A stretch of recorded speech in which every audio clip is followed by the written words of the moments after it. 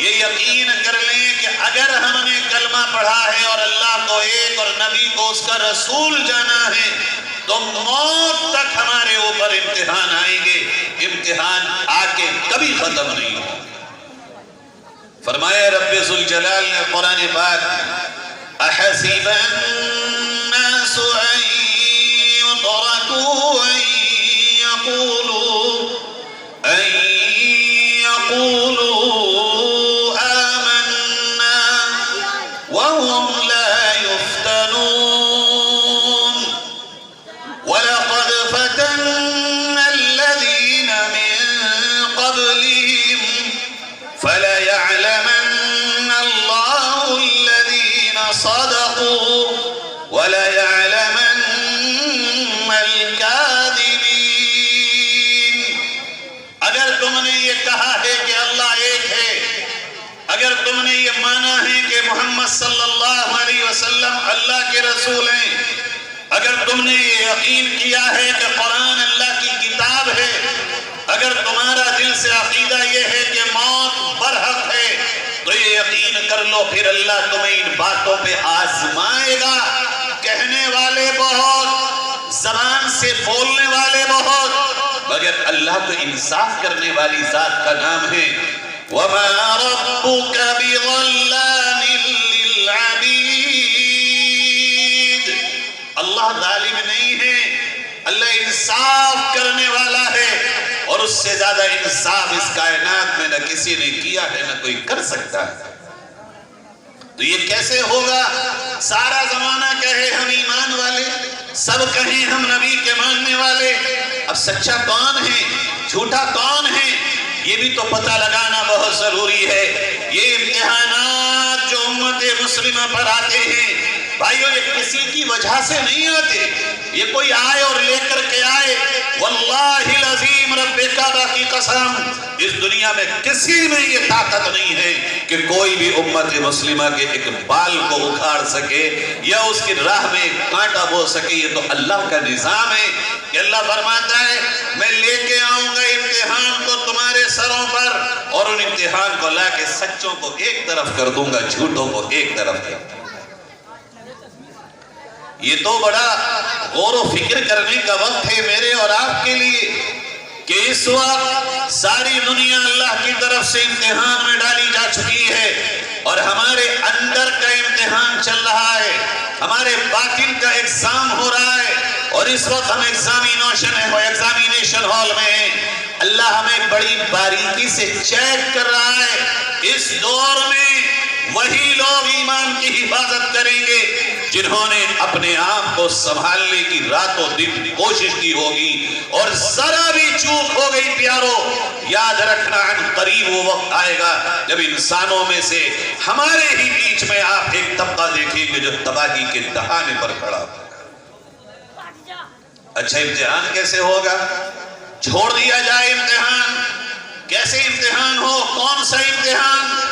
اللہ رب العزت نے بڑا صاف اعلان فرمایا۔ میں بڑی ایک آگے تک کی بات آپ سے کہنے آیا ہوں، حالات یوں ہو یا یوں ہو، پیغام خدا تو آپ کے لیے ہر حال میں ہے، اللہ کا کلام آپ کے لیے ہر وقت ہے، اور اللہ کی طرف سے اس کی قوت کا مظاہرہ، اس کے کامل و مکمل پاورفل یقین ہونے پر یقین ہونے کا ایمان و عقیدہ ہمیں ہر حال میں رکھنا ہوگا۔ اگر ہم ڈاواڈول ہوئے، اگر ہم ذرا بھی ہمارے پیروں میں لڑکھڑاہٹ آ گئی، اگر ہم نے اپنے آپ کو ذرا بھی ادھر ادھر کر لیا، یہ وقت وہ چل رہا ہے کہ لڑکھڑانے میں صرف نقصان جانوں کا نہیں ہوگا، بلکہ وہ چیز جو جانوں سے زیادہ قیمتی ہے ایمان، نقصان اس کا ہوگا۔ کیسے آزمائے گا اللہ رب العزت؟ فرمایا بڑی آسان بات ہے سمجھنے کی، اور میں نہیں سمجھتا کہ یہ بات سمجھ میں نہ آئے۔ وَلَنَبْلُوَنَّكُمْ بِشَيْءٍ، اللہ تمہیں آزمائے گا اور ضرور آزمائے گا۔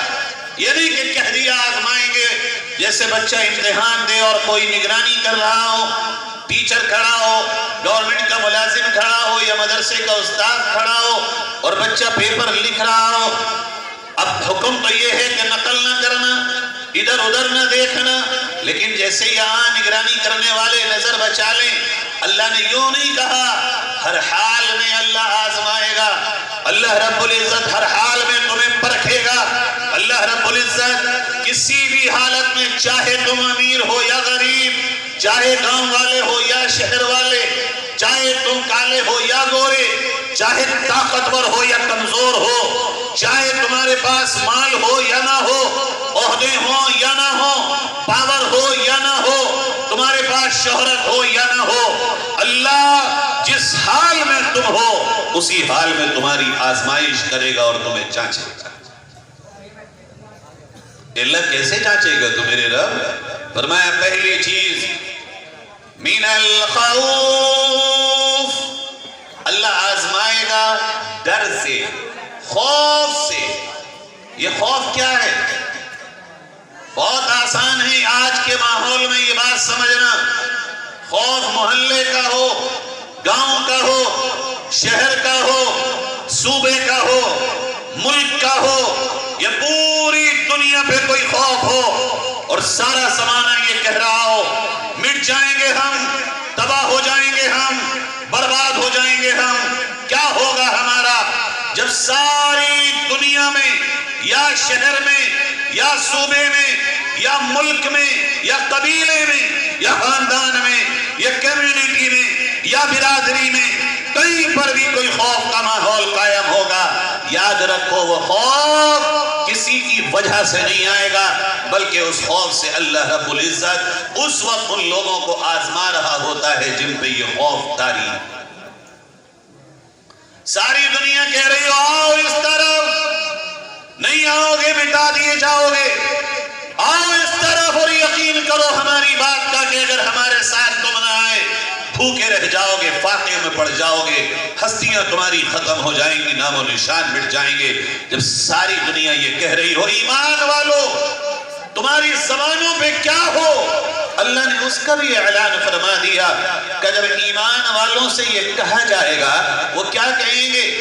جب ساری دنیا اکٹھی ہو کے یا جہاں جہاں یہ ماحول ہو وہ اکٹھے ہو کے کہیں گے، رب نے فرمایا الذین قال لهم الناس ان الناس قد جمعوا لكم فاخشوهم، ساری دنیا کہتی ہو ڈرو، ایمان والوں کی حالت اس وقت یہ ہوگی فزادتهم ایمانا، ان کا ایمان بڑھ رہا ہوگا، بجائے خوف کے ماحول میں جینے کے، بجائے ڈرنے کے، بجائے بھاگنے کے، اس کام کے کہ وہ اپنی چادروں کو اپنے سروں پہ تان لے خوف کے مارے کہ اب آئی ہماری بربادی، ان کے دلوں میں ایک رونق اور ایک نور، ایک روشنی پیدا ہو رہی ہوگی اور وہ ایمان کے اضافے کی ہوگی۔ کس بات سے؟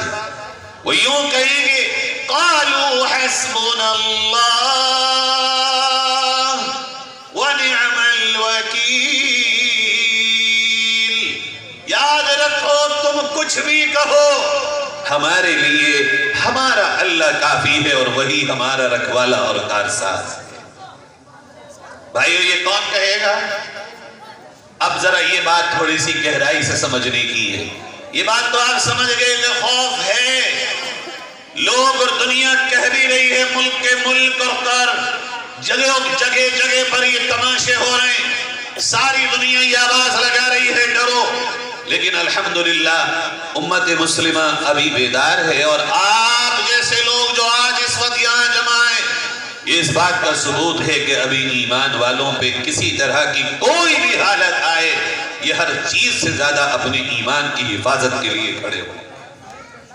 کسی نے کہا تھا دبی ہے آتش عشق مگر بجھی تو نہیں، جلی ہے شاخ تمنا مگر کٹی تو نہیں۔ اگر کوئی شاخ، کوئی ٹہنی، کوئی ڈال کسی پیڑ سے کاٹ دی جائے، اس کا مطلب یہ تو نہیں کہ وہ شاخ وہاں سے دوبارہ نہیں نکلے گی۔ اگر کسی راکھ میں کوئی کوئلہ دبا دیا جائے، اس کا مطلب یہ تو نہیں کہ کوئلے کی ساری آگ بجھ گئی ہے، ہو سکتا ہے راکھ ہٹے، کوئلے میں کوئی پھونک مار مارے اور چنگاری پھر کھڑی ہو. ایمان والوں کی اگر اعمال میں کمی ہے یہ دبے ہوئے کوئلے کے مانند ہے مگر چنگاری ختم نہیں ہوئی. اگر کہیں ایمان والے بے راہ روی کا شکار ہیں تو اس سے مایوس ہونے کی ضرورت نہیں ہے. ہلکا سا پیڑ کو، درخت کو، شجر کو پانی دیں گے ہم، پھر وہی لہلہاتی ہوئی شاخیں اور ٹہنیاں اور کھیتیاں ہوں گی. ایمان تو وہ چیز ہے جو دبتے دبتے بھی ایک دم ابھر کے آ جاتا ہے. میرے بھائیو، یہ کہے گا کون؟ اللہ ہمارے لیے کافی ہے. جس کا ایمان اللہ پر مضبوط ہوگا، جو اللہ پر یقین رکھے گا. وَإِن يَمْسَسْكَ اللَّهُ بِضُرٍّ فَلَا كَاشِفَ لَهُ إِلَّا هُوَ وَإِن يُرِدْكَ بِخَيْرٍ فَلَا رَادَّ لِفَضْلِهِ. جس کا یقین یہ ہو کہ کوئی نقصان جو میرے مقدر ہو چکا ہو، لَن يُصِيبَنَا إِلَّا مَا كَتَبَ اللَّهُ لَنَا هُوَ مَوْلَانَا. اللہ کے نبی سے کہلوایا گیا کوئی نقصان ہمیں نہیں پہنچ سکتا سوائے اس کے کہ جو اللہ نے ہمارے مقدر کر دیا. دیکھنا یہ ہے یہ ایمان ہمارے اور آپ کے پاس ہے یا نہیں ہے. ہمیں یہ لگتا ہے کہ اس ایمان میں کہیں نہ کہیں کمزوری ہے. اگر یہ ایمان مکمل ہو، ہمارے آپ کے جھگڑے نہ ہو، لڑائیاں نہ ہو، دلوں میں حسد نہ ہو، بغض نہ ہو، کینہ نہ ہو، کپٹ نہ ہو، دل ہمارے ان تمام چیزوں سے پاک ہو جائیں. بھئی کیوں ہے لڑائی؟ اس نے آ کے میرا کام بگاڑ دیا، یہ آیا میرا سودا خراب کر دیا، یہ بیچ میں نہ آتا رشتہ خراب نہ ہوتا، تیری وجہ سے میرا یہ نقصان، تیری وجہ سے میرا یہ لوس، تیری وجہ سے میرا یہ ضرر. یہی ہے ہماری آپ کی زبان. اگر یہ نہ کرتا تو یہ نہ ہوتا. مجھے تو بڑا تعجب ہے اگر ہمارا کوئی کام نہ بنے، کوئی پریشانی ہو، کوئی مصیبت ہو، کوئی ایسا ہمارے لیے مشکل کام ہو جو بن نہ پا رہا ہو، اور پھر اچانک سے کوئی آ جائے اور وہ مدد کر دے. مثلا ہم بیمار ہوں اور کوئی ہمارا علاج کرانے والا نہ ہو، اور علاج کرانے کے واسطے کوئی اللہ کا نیک بندہ آئے، ہم کیا کہتے ہیں؟ اللہ کا مدد کا فرشتہ آ گیا، اللہ نے غیب سے مدد کا فرشتہ بھیج دیا، اللہ نے آپ کو میری خوشی کا سبب بنا دیا، اللہ نے آپ کو میری مشکل کی آسانی کا سبب بنا دیا، اللہ نے آپ کو میرے کام کے بننے کا ذریعہ بنا دیا. پیارو، اللہ جیسے کام کے بننے کا ذریعہ بناتا ہے، اللہ ویسے ہی کام کے بگڑنے کا بھی ذریعہ بناتا ہے. اللہ خود آ کے زمین پہ کاموں کو بگاڑ کر نہیں. ایک پہلو پر ہمارا یقین ہے مضبوط، اور دوسرے پہلو پر ہم کہتے ہیں تو نے بگاڑا، تو نے بگاڑا، تو ہے ذمہ دار. نوکری گئی تو ذمہ دار تو ہے. واللہ کوئی ہمارے ضرر کا ذمہ دار نہیں. اگر کوئی نقصان ہمیں پہنچا ہے یہ ہمارے مقدر تھا، بس ہوا اتنا ہے کہ اللہ نے اس کے ذریعے سے یہ نقصان ہمیں پہنچا دیا.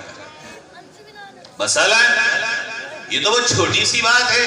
ہمارے گھر میں کھانا بنا، کھانا جل گیا، بچے سے گلاس ٹوٹ گیا، کوئی اور کام خراب ہوا. اب ایک باپ کی حیثیت سے ہم وہاں غصہ کر رہے ہوتے ہیں، کیا کیا تم نے؟ کیا ہوا یہ تم نے یہ برباد کر دیا اس کام کو. یہی وقت تھا کہ جب ہم ایمان کو ثابت کرتے اور ایمان کا گھونٹ اپنی اولاد کو دیتے. اگر ایمان اللہ سے یہ ہوگا، ہمارا کلام یہ ہوگا، بیٹا یہ جو گلاس تمہارے ہاتھ سے ٹوٹا ہے اللہ نے اس کا ٹوٹنا تمہارے مقدر کیا تھا. اگر اللہ نہ چاہتا یہ گلاس ٹوٹ نہ پاتا. آج اللہ نے تمہارے مقدر کیا اور گلاس ٹوٹ گیا. بس اتنا کرنا بیٹے، آئندہ احتیاط سے چلنا. اسی طرح ایک چیز کو لے لیا جائے، اگر موٹر سائیکل سائیکل سے ٹکرائے، کار موٹر سائیکل سے ٹکرائے، جانور جانور سے ٹکرا جائے، بچے نے اگر ہمارے نالوں میں نالیوں میں कीचड़ में कोई चीज डाली हो, छींटे हमारे ऊपर आ जाएं, हम तो ये समझती इसने कर दिया। कुरान कहता है इसने नहीं, ये तेरा मुकद्दर था, ये अल्लाह की तरफ से लिखा जा चुका था, फकत ये सबब बना है, इसके अलावा इसका कोई रोल नहीं। ये ईमान, ये अल्लाह के साथ हमारा ताल्लुक, ये अल्लाह के साथ हमारा मामला अगर बन जाएगा, सारी दुनिया भी अगर खड़ी होगी एक तरफ, उस वक्त हम यही कह रहे होंगे, हस्बुनल्लाह, अल्लाह हमारे लिए काफी है। चूंकि हमारा ईमान क्या होगा? हमारा ईमान ये है, लिकुल्ली उम्मतिन अजल, वक्त हमारा मुतअय्यन है, एक जो वक्त है हमारी मौत का लिखा जा चुका है, न एक लम्हा इधर ना उधर, न एक सेकंड इधर ना उधर, और जिस तरह और जिस हालत में और जिस जगह पर हमारी मौत को अल्लाह ने मुकद्दर किया है वही आएगी। गिड़गिड़ा कर बचा ना सकोगे खुद को, और चाह कर मार ना सकोगे कहीं और जाकर। मेरे प्यारों, आज हमें जरूरत इस बात की है, हालात आते रहेंगे, आए हैं, चलते रहेंगे, चले हैं, इनका साया आएगा चला जाएगा, ये गरजते हुए बादलों की तरह हैं। जरूरत इस बात की है कि हमारा दिल अल्लाह के साथ कैसा ताल्लुक रखता है, और हमारे मामलात जो अल्लाह के साथ होना चाहिए वो किस तरह के हैं। हर दिल देखो तो बेनूर हो चुका, हर घर देखो तो इख्तिलाफात से भर चुका, हर कबीला देखो तो लड़ाइयां, छोटी छोटी बातों पर। मुझे आप में से कमाल का कोई भी साथी बताए बयान के बाद किसी का झगड़ा दीन की बुनियाद पर, इस बुनियाद पर हो कि ये सुन्नत रसूल को कटा रहा हो, इस बुनियाद पर हो कि वो नमाज ना पढ़ रहा हो, इस बुनियाद पर हो कि वो सूद का काम कर रहा हो, इस बुनियाद पर हो कि उसके यहाँ कुरान को बंद कर दिया गया हो, इस बुनियाद पर हो कि वो शरीयत मुतहरा की खुल्ला खिलाफ वर्जी कर रहा हो। मुझे नहीं लगता कि आज मेरे और आपके इख्तिलाफात की बुनियाद अल्लाह की रजा हो, बल्कि हमारी फकत और फकत दुनिया ही दुनिया है, इसके अलावा कुछ नहीं। इसलिए मेरे आका सल्लल्लाहु अलैहि वसल्लम ने और खोला इस बात को बड़े प्यारे अंदाज में, क्या देखो एक वक्त आएगा मुसलमानों, एक वक्त आएगा मुसलमानों, और वो वक्त ऐसा होगा कि सारी दुनिया तुम्हारे खिलाफ इकट्ठी होगी, तुम्हारे खिलाफ इकट्ठी होगी। अब तुम उन्हें मनाना भी चाहोगे, मना नहीं सकोगे। अगर तुम उनके हाथ जोड़ के अपना बनाना चाहोगे, बना नहीं सकोगे। तुम उनके कदमों में गिर के खुशनुदी हासिल करना चाहोगे, कर नहीं सकोगे। वजह क्या है?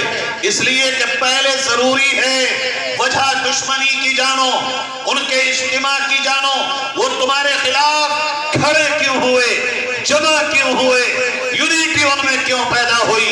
तुम कुछ और समझते हो, वहां मकसद कुछ और है। इख्तिलाफ की वजह तुम्हारी न तरक्की है, न माल है, न दौलत है, न बड़े ओहदे हैं। अगर इख्तिलाफ की सारी दुनिया की तुमसे कोई वजह है, वो फकत ईमान। आपने फरमाया सारी दुनिया ईमान वालों के खिलाफ जमा होगी, और एक दूसरे को उनके अपने इख्तिलाफात के बावजूद यूं तुम्हारी मुखालफत के लिए उभारेंगे और जमा होंगे, जैसे कहीं दस्तरखान पे खाना जमा हो और भूखों को बुलाया जाए और वो खाने पे टूट पड़े। ऐसी उम्मत मुस्लिमा के खिलाफ सारी दुनिया जमा हो। लो जी, आज हम कह रहे हैं सारे लोग जमा होंगे, ये कोई नई बात है, पहली बार है, एकदम हो गया। ये तो 1400 साल पहले आप सल्लल्लाहु अलैहि वसल्लम ने फरमा दिया था। सहाबा कहने लगे अल्लाह के नबी, क्या उस दिन बहुत थोड़े हो जाएंगे आप? आपने कहा नहीं। अल्लाह के नबी फिर फरमाया होगा ये कि तुम्हारा वो रौब ईमानी, वो रौब दबदबा जो ईमान की बदौलत था, मैं मफ़हूम और हदीस दोनों बयान कर रहा हूं, वो रौब तुम्हारा तुम्हारे ही ईमान के कमजोर होने के सबब उनके दिलों से निकल जाएगा। रौब ताकत का नहीं होता, रौब पावर کا نہیں ہوتا، حکومت کا نہیں ہوتا. رعب اگر قائم ہوتا ہے تو رعب ایمانی قائم ہوتا ہے، چونکہ ایمان سے انسان میں کوالٹیز اور صفات حمیدہ پیدا ہوتی ہیں، بے باکی اور جرأت اور شجاعت اور صداقت پیدا ہوتی ہے، اللہ پر یقین کامل پیدا ہوتا ہے. وہ رعب جو ساری دنیا کی باقی قوتوں پہ چاہے وہ آپ کے اپنے ہی کیوں نہ ہو ان کے دلوں پہ بھی پیدا ہوتا ہے. اللہ ایمان کے کمزور ہونے کے سبب تمہارے اس رعب کو ان کے دلوں سے ختم فرما دے. اور فرمایا میرے آپ کے آقا صلی اللہ علیہ وسلم نے تمہارے دلوں میں اللہ ایک کمزوری پیدا فرمائے گا جس کا نام ہوگا وہن. صحابہ کہنے لگے اللہ کے نبی یہ کیا ہے؟ آپ نے فرمایا یہ دو چیزوں سے بنتی ہے یہ بیماری. اس بیماری کا وجود ہوتا ہے جب یہ دو چیزیں دل میں پیدا ہو جائیں. آقا وہ دو کیا ہیں؟ آپ نے فرمایا حب الدنیا و کراہیت الموت، دنیا کی بے جا محبت اور موت سے نفرت. ہر وقت دنیا ہی دنیا ہو، صبح بھی دنیا ہو، شام بھی دنیا ہو، مسجد میں بھی دنیا ہو، مدرسے میں بھی دنیا ہو، چوپال میں بھی دنیا ہو، ہر دم دنیا کی فکر ہو. موت کی، قبر کی، آخرت کی فکر ہی انسان کے دل و دماغ سے نکل جائے. جب یہ تمہاری حالت ہو جائے گی اللہ تمہارے اوپر ان کو طاری کر دے گا اور تمہارے دلوں میں ان کا رعب بیٹھ جائے گا. اچھا غور کریں، میں بھی کر لوں آپ بھی کر لیں، کیا آج دنیا کی بیجا محبت ہمارے دل میں ہے یا نہیں؟ دیکھ لیجئے، چیک کر لیجئے اپنے اپنے دل کو، کیونکہ ہماری عادت یہ ہے کہ ہم دوسرے کے دلوں کے ڈاکٹر ہیں، اپنے دل کے نہیں ہیں. دوسرے کے دل کا چیک اپ کرتے ہیں ہم، تو ایسا، فلاں ایسا، میں کیسا؟ میرا بھی کوئی ہے چیک اپ کرنے والا؟ صحابہ کی شان یہ تھی وہ اپنے حال کی دوسرے سے زیادہ خبر رکھتے تھے، وہ اپنے دلوں پہ دوسروں سے زیادہ نظر رکھتے تھے. ہماری حالت کیا ہے اس پہ ان کی زیادہ نگاہ ہوتی تھی. اس لیے میرے بھائیو آج ضرورت اس بات کی ہے کہ دوسرے سے کہیں زیادہ ہم اپنی فکر کریں کہ ہمارا معاملہ دنیا میں کیا ہے. اچھا اس کی ایک بہت شاندار ایک پیمانہ ہے چیک کرنے کا کہ دنیا کے دیوانے ہیں ہم. وہ دنیا کی محبت کہ جس کی وجہ سے اللہ کے نبی صلی اللہ علیہ وسلم نے بیان فرما دیا کہ تم بحیثیت ہو جاؤ گے، وہ محبت آج ہے یا نہیں؟ مرض پتہ کریں گے تو علاج ہوگا، اور مرض پتہ ہی نہ ہو اور علاج بھی نہ ہو تو ہوگا کیا؟ وہ ہوگا جو میرے آپ کے نبی نے بیان فرمایا. فرمایا حب الدنیا، دنیا کی بے جا محبت. اب چیک کریں کیسے پتہ چلے گا؟ ایک طرف دین کا معاملہ ہو، ایک طرف دنیا کا معاملہ ہو. اب مقابلہ ہوتا ہے، دین کا معاملہ، دنیا کا معاملہ، اللہ کا معاملہ، نبی کا معاملہ اور دنیا کا معاملہ ہو. مثلا اذان ہو گئی ہو، اللہ اکبر کی صدا لگ چکی ہو، میں کھیت میں پانی لگا رہا ہوں، یا کٹائی ہو رہی ہو، یا گنے کی چھلائی ہو رہی ہو، یا کولوں پہ پلائی ہو رہی ہو، یا ٹلاری بڑی ہوئی کھڑی ہو، یا پیل پہ اترائی ہو رہی ہو، یا دکان پہ کسٹمر کھڑا ہو اور دکان پہ بکری ہو رہی ہو، اذان ہو گئی ہو، ایک طرف پیغام خدا ہے، ایک طرف دنیا ہے. اگر تو نے پیغام خدا کو سن کر بھی دنیا کو نہ چھوڑا تو یقین کر کے تیرے دل میں محبت کہیں نہ کہیں دنیا کی گھر کر چکی ہے. ایک طرف ہمارا دشمن کھڑا ہو، مخالف کھڑا ہو، گاؤں کا دشمن، برادری کا دشمن، قبیلے کا دشمن، سارے اپنوں کا دشمن ہو اور غلطی میرے اپنے کی ہو، ادھر کی نہ ہو، قصور میرے اپنے کا ہو، ادھر کا نہ ہو، خطا میرے اپنے کی ہو، ادھر کی نہ ہو. دیکھنا یہ ہوگا رب کا پیغام یہ ہے وَإِذَا قُلْتُمْ فَعْدِلُوا وَلَوْ كَانَ ذَا قُرْبَى. تیرا باپ بھی اگر ہو اور غلطی تیرے باپ کی ہو اور تیرے باپ کا دشمن صحیح ہو اور وہ صحیح راستے پر ہو، اب تجھ سے اگر فیصلے پر فیصلہ کرایا جائے یا گواہی لی جائے، دیکھنا یہ ہوگا تو اللہ کے فیصلے کے اور اللہ کی مشیت کے ساتھ ہے یا پھر اپنی دنیا کے ساتھ ہے۔ دیکھا یہ گیا کہ دنیا میں ساری چیزیں وہ ہیں جو دنیا کے لیے ہو رہی ہوں۔ جھگڑا ہوا، نام لکھوا دو میرا گواہی میں تھانے پھر بھی گواہ ہوں، تھانے میں گواہ، کچہری میں گواہ، بینکوں میں گواہ، اپنا اپنا ہے۔ جس دن یہ اپنا اپنا چھوڑ کر ہم نے اللہ کا جو حکم ہے وہی آخری حکم ہے، اگر اس طرح اپنی زندگی کو گزارنا شروع کر دیا پیارو، پھر ہمارا دشمن ہی کوئی نہ رہے۔ ہو تو یہی رہا ہے نا، ایک دوستوں کی پارٹی ہے، فرینڈشپ سرکل ہے ہمارا، یہ گروپ ہے ہمارا دوستوں کا، بھئی میں تیرے لیے جان دے دوں گا، چاہے تو اچھا کر یا برا کر۔ لوگ کہتے ہیں بھئی میرا یار ہے وہ، میرا دوست ہے وہ، میرا رشتہ دار ہے وہ، میں اس کے برے وقت پہ کھڑا نہیں ہوں گا تو کون ہوگا؟ میرا ہی تو حق ہے، میں ہی تو جاؤں گا۔ میں اگر نہیں گیا اس کو بچانے تو کیسے جاؤں گا؟ ظالم کو بچانے، قاتل کو بچانے، چور کو بچانے، بے ایمان کو بچانے، اور اسی طرح اللہ کے حکم کے خلاف جانے والے کو بچانے ہم صرف جاتے نہیں بلکہ اپنا مال رشوت کے طور پہ بھی خرچ کرتے ہیں۔ یہ ہے دنیا کی محبت۔ اگر دنیا کی محبت نہ ہو دل میں، ہم یوں کہیں گے واللہ جو غلط کرے گا اس کو بھی یہی سمجھایا جائے گا، اے میرے پیارے، دنیا میں اللہ نے اگر تجھے رسوائی دی بھی تو بہت تھوڑی ہوگی۔ آج غلطی ایک نے کی، اس ایک کو بچانے 10 لوگ غلط راستے پر جاتے ہیں۔ اگر ایک کی غلطی ایک ہی کی ہوتی اور 10 حق بات پر کھڑے ہوتے تو پتہ چلتا کہ یہ اللہ کی محبت ہے، دنیا کی محبت نہیں ہے۔ دنیا کی محبت نے ہمیں دیوانہ کر دیا۔ اب تو معاملہ دنیا کی محبت میں یہاں تک ہوا، بات سے بات نکلتی ہے اور بات آگے جاتی ہے۔ اب ہمارا ان مدرسوں کے ساتھ تعلق، مولویوں کے ساتھ تعلق، اور ہم مولویوں کا آپ کے ساتھ تعلق، مدرسوں کا آپ کے ساتھ تعلق بھی ہمیں یہ لگتا ہے فقط دنیا ہی دنیا ہو گیا۔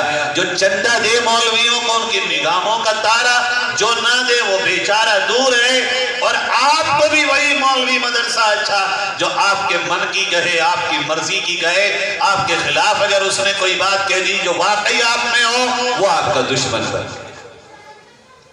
اس لیے میرے آپ کے آقا صلی اللہ علیہ وسلم نے فرمایا تھا، اے میری امت، محبت بھی اللہ کے لیے کرنا، نفرت بھی اللہ کے لیے کرنا، تعلق بھی اللہ کے لیے جوڑنا، دنیا کے لیے نہ جوڑنا۔ اگر دنیا کے لیے جوڑ بھی لوگے، کر بھی لوگے تو تمہیں وہ چیزیں ہاتھ نہ آئیں گی جو اللہ کے لیے کرنے میں آئیں گی۔ آج میرے پیاروں دل میں جھانک کے دیکھو، ہمارے 3 معاملات ہیں، ایک تعلقات، ایک عبادات، ایک مالی مصارف اور مالی اخراجات ہیں۔ ہمارے جتنے بھی تعلقات ہیں کیا یہ اللہ کے لیے ہیں، یہ دنیا کے لیے ہیں؟ غور کر لے ہر شخص، میں آپ کو کہنے نہیں آیا، آپ کے حوالے سے ساری دنیا کو پیغام پہلے اپنے لیے اور دنیا کے لیے دیتا ہوں۔ ہر شخص غور تو کر لے، میرا مامو نانا، میرے چچا تاؤ، میرے خاندان کے ساتھ میرا تعلق، یہاں تک کہ میرا والدین، میری بیوی، میرے بچے، میرے اپنے سگے بھائیوں کے ساتھ میرا تعلق کس لیے ہے؟ یہ جو جوش مارتا ہے خون خاندانی اس کے لیے ہے یا اس لیے ہے کہ اللہ رب العزت کی رضا کے واسطے میں ان سب کے رشتوں کو نبھاتا ہوں، میں ان سے تعلق رکھتا ہوں۔ اگر اللہ کی رضا ہے یہ تعلق بھی ہمیشہ رہے گا، محبت بھی ہمیشہ رہے گی، محبت میں اور گاڑھا بنائے گا اور مضبوطی آئے گی اور استقامت آئے گی اور قوت پیدا ہوگی، اور دنیا میں بھی اس کا نفع ملے گا اور آخرت میں بھی اللہ رب العزت اس کا ہمیں فائدہ پہنچائے گا۔ تعلق ہے کہاں؟ کوئی بیمار ہو جائے تو کیا کہہ کے جاتے ہیں خیریت کو؟ چلو نہیں تو دنیا کیا کہے گی، سب ہو کے آگے، ہم ابھی تک نہ گئے۔ اگر اللہ کے لیے ہوتا تو آج جائیں پرسوں جائیں، کوئی مسئلہ نہیں۔ اللہ کے لیے جا رہے ہیں ہم، میرا اللہ دیکھ رہا ہے نا، اگر میں مجبور تھا جا نہ سکا، مجھے اس کی کوئی پرواہ نہیں کہ کون کیا کہے گا، میرا اللہ مجھ سے راضی ہو۔ اگر میرا تعلق پڑوسی کے ساتھ ہے تو یوں نہیں، کون پڑوسی اچھا اور کون برا، کون اخلاق کا اچھا اور کون برا، جب معاملہ اللہ کا آئے رب کعبہ کی قسم، پھر ہمیں تو کوڑا بیننے والے سے بھی کبھی نفرت نہ ہو کہ بندہ وہ بھی اللہ کا ہے۔ اس لیے اپنے دل پہ یہ جو دنیا کی چھاپ ہے اس کے بارے میں غور کریں۔ قرآن نے تو اعلان بھی کر دیا کہ تمہارے دلوں کی بیماری کیا ہے، کیا ہے تمہارے دلوں کی حالت، کیوں ہے تمہاری آج ساری دشواریاں۔ سورۃ الاعلیٰ میں اللہ نے بڑا شاندار جواب دیا، بل تؤثرون الحیات الدنیا، ہر کام میں تم دنیا ہی دنیا کرتے رہتے، اور دنیا کا معاملہ یہ ہے رب کعبہ کی قسم اللہ نے جتنا مقدر لکھا ہے ایک ذرہ بھی اس سے زیادہ کسی کی چاپلوسی کر کے کبھی حاصل نہ کر سکو۔ دیکھو یہ کامیابی اور ناکامی، یہ نفع، یہ نقصان، یہ ذلت، یہ عزت، یہ پریشانیاں، یہ آسانیاں، یہ خوشی، یہ غم، یہ مسکراہٹ، یہ آنسو، یہ اپنے ہاتھ میں نہیں ہوتے، یہ اللہ کی طرف سے آتے ہیں۔ اگر کامیاب ہونا اپنے ہاتھ میں ہو تو ایک ہی راستے پر 100 لوگ چلتے ہیں، 5 کامیاب ہوتے ہیں، 95 ناکام ہوتے ہیں۔ کیوں 95 ناکام ہو گئے؟ محنت تو انہوں نے ان سے زیادہ کی ہوگی، اور 5 کامیاب کیوں ہو گئے؟ اللہ نے جس کے مقدر میں جو لکھا، محنت بقدر ضرورت کیجئے، باقی معاملہ اللہ پہ چھوڑ دیا جائے، اللہ جو کرے گا وہی بہتر ہوگا، وہی بہتر ہوگا۔ اور رہی یہ بات اس لیے ڈرتے ہو کہ اگر دنیا میں محنت نہ کریں گے فاقے ہوں گے، اس لیے حرام کا کھائیں گے کہ فاقے ہوں گے، گھر کچے بن جائیں گے۔ تو میری چھوٹے سے اپنے اس بھائی کی بات کو دل پہ لکھ لینا، حرام کی دولت سے بچ کے زندگی گزارنے سے، اگر پیوند کے کپڑے آتے ہوں، یہ بیجا دنیا کی محبت کو دور کرنے سے، گھر پہ چھپر آتا ہو، سوکھی ہوئی روٹی آتی ہو، واللہ سوکھی ہوئی روٹی، پھیٹے ہوئے پیوند والے کپڑے اور چھپر کا گھر، یہ عیب اور ذلت کی بات نہیں ہے۔ اگر عیب اور ذلت کی بات ہوتی، خدا کی قسم اللہ اپنے نبی کے جسم پہ کبھی پیوند کے کپڑے نہ پہنتے۔ دنیا نے سارا غریب بٹھا رکھا ہے، غریب ہو جاؤ گے، دولت چلی جائے گی تمہاری، یہ سارا ڈر ہے۔ کیسے کھائیں گے ہم، کیسے پیئیں گے ہم، کیسے جیئیں گے ہم؟ جینے والوں نے قبروں میں بیٹھ بیٹھ کے بھی اپنی زندگی گزار کے ایمان کو بچا لیا، جینے والوں نے پہاڑوں میں رہ رہ کر بھی ساری دنیا کی طاقتوں کے سینے پر وہ داغ لگا دیا کہ شاید آنے والے 100 سال تک بھی وہ اس داغ کو کبھی مٹا نہ سکے۔ کیا ہے یہ دنیا؟ کون سی دنیا؟ میرے آپ کے اکابر نے درویشی کی حالت میں وہ کام کر کے دکھا دیے جس سے آج ہم اور آپ سن سن کے اپنے دلوں کو روشنی دیتے ہیں۔ اس لیے پیارو، پہلا کام ہے یہ مرض جانو کہ یہ جو امتحان ہے خوف کا، اور اس خوف کے امتحان میں کھڑے رہنے کی سب سے بنیادی جو چیز ہے وہ اپنے دل کا جائزہ ہے، اور دل میں اگر دنیا کی بیجا محبت ہے تو اس کو صرف پھینکنا ہی نہیں، کھرچ کے نکال دینا۔ دنیا چھوڑنا نہیں ہے، دنیا چھوڑنا نہیں ہے۔ ہم یہ نہیں کہہ رہے ہیں، اللہ کے نبی فرما رہے ہیں دنیا چھوڑ دو۔ دنیا کی شاندار مثال دی ہے آپ علیہ السلام نے، فرمایا دنیا تمہارے لیے بالکل ایسے ہی ہے جیسے کشتی کے لیے پانی، ناؤ کے لیے پانی، بوٹ کے لیے پانی۔ ناؤ کشتی بوٹ چلے گی وداؤٹ پانی؟ نہیں چلے گی نا بھئی، اگر جھیل میں پانی ہوگا تبھی کشتی چلے گی۔ لیکن یاد رکھو یہ پانی اگر کشتی کے نیچے ہوگا تو کامیاب، اور یہی پانی اگر کشتی کے اندر آ جائے کشتی بھی ڈوبے گی، تم بھی ڈوبے گی۔ میرے آپ کے آقا نے فرمایا یہ دنیا ایمان والوں کے لیے مثل پانی ہے، اگر یہ پانی تمہارا دل کے باہر رہے گا بہت آسانی سے دنیا میں زندگی گزار کے چلے جاؤ گے، اور اگر یہ دل کے اندر آ گیا اس کے بننے اور بگڑنے سے تمہارے احوال بننے اور بگڑنے لگے لگے تو تمہاری پھر اس دنیا میں کامیابی بڑی مشکل ہو جائے. اس لیے ہمارے آقا صلی اللہ علیہ وسلم نے فرمایا کن فی الدنیا کأنک غریب او عابر سبیل. دیکھو دنیا میں ایسے رہو جیسے ایک مسافر سفر کر رہا ہوتا ہے اور اسے زیادہ تام جھام کی ضرورت نہیں ہوتی, اسے کوئی بہت زیادہ پلاننگ کی اور بہت زیادہ تیاری کی ضرورت نہیں ہوتی. یا پھر اجنبی کی طرح رہو جیسے کہ تمہیں جانتا نہ ہو اور چلے آؤ اپنی اصل کی طرف. کامیابی اسی میں ہے کہ دنیا میں رہ کے دنیا سے زیادہ دل نہ لگاؤ, اس لیے کہ یہ دنیا اور دنیا کی زندگی اس کائنات کا سب سے بڑا دھوکہ ہے. موت اور موت کی حقیقت اس کائنات کی سب سے بڑی سچائی ہے. میرے بھائیوں, یہ مہینہ شعبان کا ہے اور شعبان کے بارے میں آپ نے سنا ہوگا یہاں علماء سے. حضرت عائشہ رضی اللہ تعالی عنہ فرماتی ہیں میں جس ایک نقطے کی طرف جاؤں گا دنیا کے تعلق سے اس کو دل پہ لکھ کے لے جائیے گا. فرمایا اماں نے کہ آپ صلی اللہ علیہ وسلم اس پورے مہینے کے روزے رکھتے تھے. ایک روایت میں آتا آدھے مہینے کے روزے رکھتے تھے, ایک میں آتا ہے آدھے سے زیادہ آپ روزہ رکھتے تھے.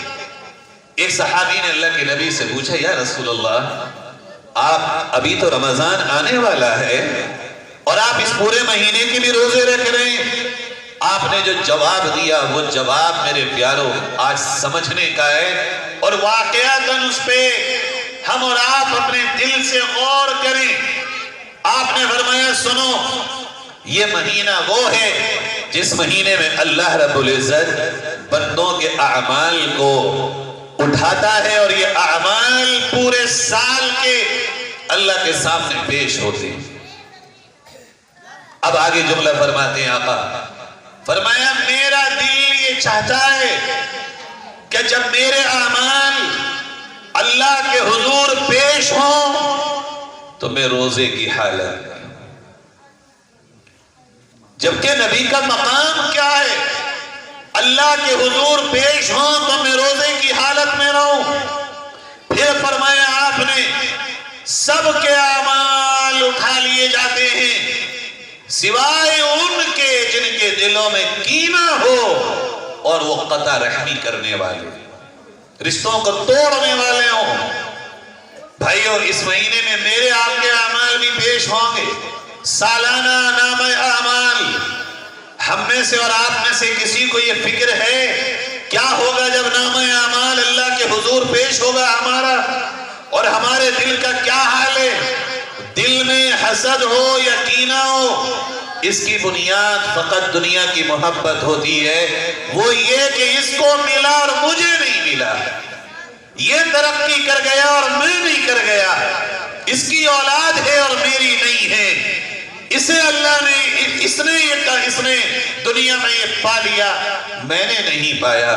یاد رکھو کوئی غریب خود غریب نہیں بنتا, جو بچہ غریب کی کوکھ سے پیدا ہوتا ہے وہ خود نہیں ہوتا. یہ نظام خداوندی ہے, کسی کو بادشاہ کے گھر میں رانی سے پیدا کر دیا اور کسی کو فقیر کے گھر میں پیدا کر دیا. تو کینہ کیوں ہے, دلوں میں حسد کیوں ہے ہمارے دلوں میں یہ پریشانیاں؟ صرف اسی لیے نہ کہ ہم اللہ کی تقسیم پہ راضی نہیں ہیں, اسی لیے تو ہوگی بندے کے دل میں کسی سے تدورت یا الجھن کہ اللہ نے جو بٹوارہ کیا ہے اس بٹوارے پہ ہمارا اتفاق نہیں. اور جس کو اللہ کے بٹوارے پہ اتفاق نہ ہو تو دنیا کی دیواروں میں اپنا سر مارتا پھرے, اسے کہیں کچھ حاصل ہونے والا نہیں. دوسرا فرمایا یہ لڑائی تعلقات کا ختم ہونا. بھائیوں میں اس پر 1-2 منٹ آپ سے اپنے دل سے کچھ باتیں کہتا ہوں. آج امت مسلمہ میں مجھے جو لگتا ہے, ہو سکتا ہے میرا علم کم ہے, میں بہت کم علم کے معاملے میں سب سے ادنا درجے کا ہوں, موجود یہاں علماء میں ہو سکتا ہے میری نالج میں کمی ہو, لیکن میں یہ سمجھتا ہوں عبادت تو پھر بھی ہے. مسجدوں میں بھی ہیں لوگ, عمرے اور حج پہ بھی ہیں, مگر جو یہ سماجی میری اور آپ کی زندگی ہے, یہ جو میرے آپ کا معاشرتی حال ہے, اس میں سب سے بڑا بگاڑ میرے اور آپ کے، چاہے ہم مولوی ہوں چاہے وہ آپ ہوں، ہم سب کا یہ متفقہ جو حال ہے وہ آپس کے اختلاف کی دن بدن اضافے کی طرف ہے۔ اور اختلاف ہے کیوں؟ صرف دنیا کی بنیاد پر، صرف دنیا کی بنیاد، اور کوئی بنیاد ہی نہیں ہے اختلاف کی۔ اگر کوئی ہمیں برا کہہ رہا ہے، اللہ کے نبی کا معاملہ یہ ہے، اگر برا کہہ رہا ہے تم برے ہو تو برائی کو دور کر لو، اور اگر برے نہیں ہو تو چھوڑ دو اس کے اوپر۔ اللہ تمہیں جانتا ہے، پھر تمہیں کوئی پرواہ نہیں ہونا چاہیے۔ ہمارے دارالعلوم میں ابھی حال میں حضرت قاری عثمان صاحب رحمۃ اللہ علیہ کا انتقال ہوا۔ وہاں کے ابھی ایک فاضل ہے نوجوان، کل یا پرسوں مجھے بتا رہے تھے، کہنے لگے فجر کی نماز میں قاری صاحب نے لاک ڈاؤن میں مائک لگانے منع کر دیا، کبھی نمازی زیادہ ہے نہیں، فجر میں مائک نہ لگاؤ۔ ایک صاحب وہاں کھڑے ہو گئے اور کہنے لگے کیوں نہ لگاؤ؟ قاری صاحب نے ان سے کہا نہیں لگے گا، نہیں لگا۔ اگلے دن وہ صاحب جلدی آئے، قاری صاحب تھوڑی دیر سے آئے، ان صاحب نے مائک اتارا اور امام کے جو طالب علم ہوتے ہیں اکثر وہاں، ان کے ہاتھ میں دیا اور مائک لگوا دیا۔ اور قاری صاحب آئے تو قاری صاحب نے نماز کے بعد سلام کے بعد امام صاحب کو بلایا چھتا مسجد کی اور پوچھا بھائی میں نے منع کیا تھا مائک لگانے، مائک ایک ضرورت کی چیز ہے، آوازوں کو بنانے اور سنوارنے کی چیز نہیں ہے۔ تلاوت تو اللہ کے لیے ہوتی ہے، نماز اللہ کو راضی کرنے پڑتے ہیں، دنیا کو اور ان کو سنانے تھوڑا ہی پڑی جاتی ہے۔ وہ صاحب اپنی جگہ سے اٹھ کے قاری صاحب کے پاس آ گئے اور باضابطہ 10 منٹ تک قاری صاحب کو الٹا سیدھا کہتے رہے۔ قاری صاحب یوں خاموش ہو گئے۔ خدا کی قسم اگر قاری صاحب اس وقت ایک اشارہ کرتے طلبہ کو تو شاید وہ اپنے گھر اپنے پیروں پہ نہ جاتے، جو محبت قاری صاحب سے طلبہ کرتے تھے۔ یوں ہی بیٹھے رہے، سنتے رہے۔ جب 10 منٹ ہو گئے قاری صاحب نے فرمایا کچھ اور باقی ہو وہ بھی کہہ لو۔ سر سے پاؤں تک پانی پانی، چلے گئے۔ میرے یہاں مدرس ہیں وہ فاضل جنہوں نے مجھے واقعہ بتایا، کہنے لگے تیسرے دن وہ صاحب فجر میں آئے اور سب کے سامنے قاری صاحب سے قاری صاحب 3 دن سے رات کو چین سے نہیں سو پایا ہوں، اپنے حال پہ جو غور کیا تو لگا میں نے اپنے اوپر بڑا ظلم کر لیا اور میں نے آپ کو کیا کیا کہہ دیا۔ قاری صاحب نے کیا فرمایا؟ کہنے لگے بھائی تم میرے درس کے ساتھی ہو، تمہیں حق ہے، تم نے کہہ لیا، پریشان مت ہو، کوئی بات نہیں۔ یہ ہے زندگی گزارنے کا معاملہ۔ شاہ عبدالعزیز صاحب رحمۃ اللہ علیہ کھیت کی پینٹ پہ جا رہے ہیں، سامنے سے کتا آ گیا،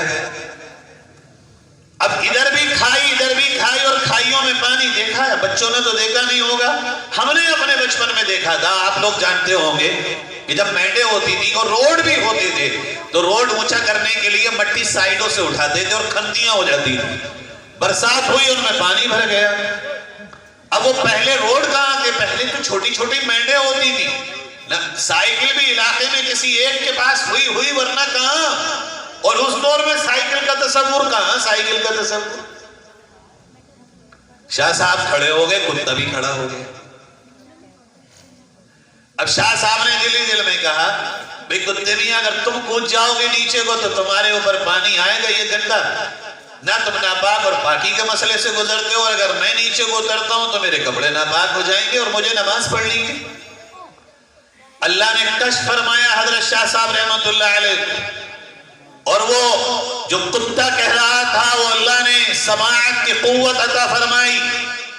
کتا یوں کہہ رہا تھا شاہ عبدالعزیز اگر یہ بات تم یوں ہی کہہ رہے ہو کہ میں نیچے اتر جاؤں تو بات کوئی نہیں ہے، اور اگر یہ بات تم اس لیے کہہ رہے ہو کہ تمہارے دل میں کوئی بڑائی ہے تو یاد رکھو گھنٹی میں کودنے کے بعد ایک ٹب یا ایک بالٹی پانی سے پاک ہو جاؤ گے، اور اگر دل میں کوئی بڑائی ہوئی موت تک تم زندگی گزار کے جانا، مگر قیامت تک بھی تم کتنا ہی پانی بہاؤ گے پاک نہ ہوگا۔ شاہ صاحب کو غشی آئی، وہیں کودے، اور پھر اللہ نے جو ان کو مقام عطا فرمایا، کیا مقام تھا۔ ایک صحابی رسول جا رہے ہیں، ایک صاحب سامنے سے آتے ہیں، کہتے تم تو کتے کی طرح ہو، علیہ باللہ نعوذ باللہ۔ صحابی رسول کہتے ہیں بھائی بات سن، اگر میں جہنم سے بچا لیا گیا تو مجھے تیرے کہنے سے کوئی پرواہ نہیں، اور اگر میں جہنم میں چلا گیا تو پھر تو میں کتے سے بھی بدتر ہوں کہ میں جہنم میں کتا تو نہیں جائے گا۔ بات جواب دینے سے حل نہیں ہوتا مسئلہ، بات یہ ہے کہ ہم اللہ کے لیے کتنا ہیں، کتنا اللہ کے لیے زندگی گزارتے ہیں، کتنی اللہ کی رضا ہمارے سامنے ہے۔ عمل وہی دمدار اور باقی ہوگا جس میں اللہ کی رضا محسوس ہوگی، جس میں دنیا نہ ہو، دنیا کی پاگل پنے کی محبت نہ ہو، دنیا سے ہمارا وہ تعلق نہ ہو کہ دنیا کے چھوٹے سے نقصان پہ رات بھر نیند نہ آئے اور بڑے سے بڑا اسلام کا ستون ٹوٹ جائے اور ہم آرام سے سوتے ہیں۔ بھائیو، ایمان والے کے احوال پہ صرف احکام شریعت کے احوال سے فرق پڑتا ہے۔ اگر احکام شریعت میں کوئی پریشانی ہے تو اس کا دل بے چین ہوتا ہے۔ امت مسلمہ ذبح ہو رہی ہو اور ہمارے گھر میں احکام شریعت ٹوٹ رہے ہو، دنیا سے ہم کہہ رہے ہو ہائے حجاب، ہائے پردہ، اور اپنی بچیوں کے سر سے دوپٹے اتار اتار کے کالج کے اسٹیج پر اپنی ہی بچیوں کو ڈانس کرا رہے ہو۔ یہ دنیائی کی محبت کا پاگل پن ہے، ورنہ کسی نے کہا تھا اللہ سے کرے دور تو تعلیم بھی فتنہ، املاک بھی، اولاد بھی، جاگیر بھی فتنہ، ناحق کے لیے اٹھے تو شمشیر بھی فتنہ، شمشیر ہی کیا نعرہ تکبیر بھی فتنہ۔ یہ آج مرض کا علاج ہمیں کرنا ہوگا، حب الدنیا، دنیا کی بیجا محبت۔ اور بات کو میں سمیٹتا ہوں، فرمایا وَكَرَاهِيَةُ الْمَوْتِ، موت سے بھاگنا۔ ہم میں سے ہر ایک ہی چاہ رہا موت نہ آئے، عجیب چاہت موت نہ آئے، یہ فکر نہیں ہے موت آئے مگر ایمان کی حالت پہ آئے، موت آئے مگر ایسی جیسی اللہ کو پسند ہو۔ اب موت مانگتے بھی تو نہیں ہم، اگر ہمارے آپ کے یہاں موت کا ذکر بھی ہو جائے، لوگ کہتے ہیں کیسی کیسی باتیں کر رہے ہو، صاحب کوئی اور باتیں نہیں تھیں آپ کے پاس؟ کسی مجلس میں موت کا ذکر ہو، لوگ کہتے ہیں کہاں سے کیا بات لے کے بیٹھ گئے، کوئی اور باتیں کر لیں۔ اللہ کے پاک نبی صلی اللہ علیہ وسلم سے صحابہ نے پوچھا آقا اگر ہمارے دلوں پہ زنگ لگنے لگے تو کیا کریں؟ آپ نے فرمایا کثرت ذکر الموت و تلاوت القرآن، موت کو خوب یاد کرو، ایک دن مرنا ہے اور موت کا یاد کرنا ہی دنیا سے بے رغبتی پیدا کر دے گا۔ کبھی کبھی قبرستان جا کے کھڑے تو ہو جاؤ، یہ بھی چودھری تھا آج کہاں گیا، یہ پردھان کہاں گیا، یہ سیٹ کہاں گیا، یہ کہاں گیا، بڑا وزیر کہاں ہے؟ آہا یہ قبر ہے، بیٹھ گئی، کوئی سنبھالنے والا بھی تو نہیں، جس کے پیچھے لوگ اس کے قلم اور اس کے بیگ اور اس کے جوتے اور اس کے کپڑے اور اس کی ڈائری اور اس کے پین اٹھانے کو چلتے تھے، آج اس کی قبر کی مٹی صحیح کرنے والا بھی تو کوئی نہیں، آج اس کی قبر سے گھاس کو صاف کرنے والا بھی تو کوئی نہیں، آج کوئی یہ کہنے والا بھی تو نہیں ہائے اس کی ہڈیوں کو کیا ہوا، کل تو تیرے کپڑے پہ کوئی چھینٹ آ جاتی تھی، تیری طاقت کی بدولت 10 لوگ تیرے صاف کرنے آتے تھے، آج تیرے پورے جسم کو مٹی نے چن چن کے کھا لیا، کوئی یہ ہائے کرنے والا ہی نہیں کہ تیرے جسم کو کیا ہے۔ موت کے ذکر کا خاتمہ در حقیقت ہمارے دنیا میں باولے پن کی وہ انتہا ہے کہ جس سے نکلنا کوئی آسان کام نہیں ہوتا۔ بھائیو یہ دنیا اتنی خطرناک چیز ہے کہ اگر اس میں کوئی پورے طور پر چلا جائے تو پھر سب کچھ بھول جاتا ہے، اور آپ نے یہاں تک دیکھا ہوگا کہ انسان اس حد تک چلا جاتا ہے کہ جس ماں کی کوکھ سے جنم لے، مفتی صاحب نے جس کی طرف اشارہ کیا، وہی ماں اس کی باہر پڑے ہوئے کراہ رہی ہوتی ہے اور یہ کمرے میں آرام سے سو رہا ہوتا ہے۔ ابھی میں مدینہ منورہ میں تھا، وہاں ایک مسجد نبوی کے مدرس ہیں، انہوں نے 2 واقعے سنائے اور اس پر ہی میں حضرت الاستاذ تشریف لا چکے ہیں، بات کو ختم کر دوں گا۔ کہنے لگے وہاں ایک دار العجزہ ہے، اولڈ ہاؤس، اور وہ دارالعجازہ میں ان کا قانون یہ ہے کہ وہ جس کا کوئی بیٹا نہ ہو ان ماں باپ کو رکھتے ہیں اور ان کی خدمت کرتے ہیں کہ وہ نبی پاک صلی اللہ علیہ وسلم کا مبارک شہر ہے، اور مدینہ منورہ میں کوئی بے سہارا رہ جائے یہ تو بڑی بدنصیبی کی بات ہے، وہاں اگر کوئی ذمہ دار ہو اس کے لیے۔ کہتے ہیں ایک دن یہ ہوا کہ مدیر نے مجھے بتایا کہ رات میں ایک صاحب آئے ہیں، دو لوگ آئے اور انہوں نے ایک بوڑھی عورت کو اتارا اور کہنے لگے یہ ہماری ماں ہے اور ہمارے گھر میں پریشانیاں ہیں، ہم اپنی ماں کو رکھ نہیں پاتے، آپ اس کو اپنے ہاں رکھ لیجئے اور ہم خرچہ دیں گے۔ مدیر نے کہا دیکھیے ہمارے یہاں قانون ہے اور نظام ہے کہ ہم اسی کو رکھیں گے جس کی اولاد میں بیٹا نہ ہو۔ وہ لوگ چلے گئے، جب وہاں جو انچارج ہے اور مدیر ہے وہ واپس آیا صبح فجر کے میں، اس نے دیکھا کہ ایک بوڑھی عورت ہے جو تڑپ رہی ہے بخار سردی میں اور کانپ رہی ہے۔ جب غور سے دیکھا تو دیکھا کہ وہی عورت ہے جس کی اولاد کو ہم نے اس کے ساتھ رات میں واپس کیا تھا۔ سناتے ہوئے وہ کانپ رہے تھے اس واقعے کو، کہنے لگے ایک طرف یہ ماحول ہے جب دنیا کی محبت میں انسان اتنا غرق ہو جائے تو نتیجہ یہ نکلتا ہے کہ جس کی چھاتی سے دودھ پی کے ہڈیوں کو بڑھایا تھا، قوت حاصل کی تھی، وہ ماں بھی ہم سے کتنی دور ہو جاتی ہے۔ اور دوسری طرف اگر معاملہ اللہ کو منانے کا اور اللہ کو راضی کرنے کا ہو، وہ 32 سال انہوں نے مدینہ یونیورسٹی میں پڑھایا قاضیوں کے کورس کو، قضات، سینکڑوں شاگرد ان کے وہاں قاضی ہیں۔ کہتے ہیں ایک قاضی نے مجھے بتایا کہ حضرت میری عدالت میں انوکھا کیس آیا۔ وہ کیا کیس ہے انوکھا؟ کہتے ہیں ایک نوجوان نے کیس دائر کیا کہ میری ماں میرے بڑے بھائی کے پاس اتنے عرصے سے ہے اور میرا بھائی میری ماں کی خدمت کر رہا ہے، لہذا میری عدالت سے درخواست ہے میرا بھائی میری ماں کو محبت میں آنے نہیں دیتا اور میرا گھر چونکہ الگ ہے، عدالت میرے بھائی کو مجبور کرے کہ میں بھی اپنی ماں کو اپنے پاس رکھ کے خدمت کر سکوں۔ یہ دو پہلو ہیں دنیا کے، اس لیے میرے پیارو موت کا ذکر ہمیں اور آپ کو اللہ سے قریب کرے گا۔ حسین موت کی تمنا، ایمان پر خاتمے کی تمنا اور قرآن کی تلاوت، اگر اس طرح ہم خوف کے ماحول میں اللہ سے تعلق کو جوڑیں گے اور ہماری زبان پہ یہ چیز آئے گی کہ اللہ ہمارے لیے کافی ہے، تو انشاءاللہ ثم انشاءاللہ پھر ساری دنیا ایک طرف ہم اپنے اکابر کے صدقے میں جو کچھ ہمیں ملا ہے اس کی روشنی میں آپ سے کہنے آئے ہیں انشاءاللہ روشن مستقبل صرف اور صرف امت مسلمہ کا ہے اگر ہمارا اللہ سے رشتہ مضبوط ہو۔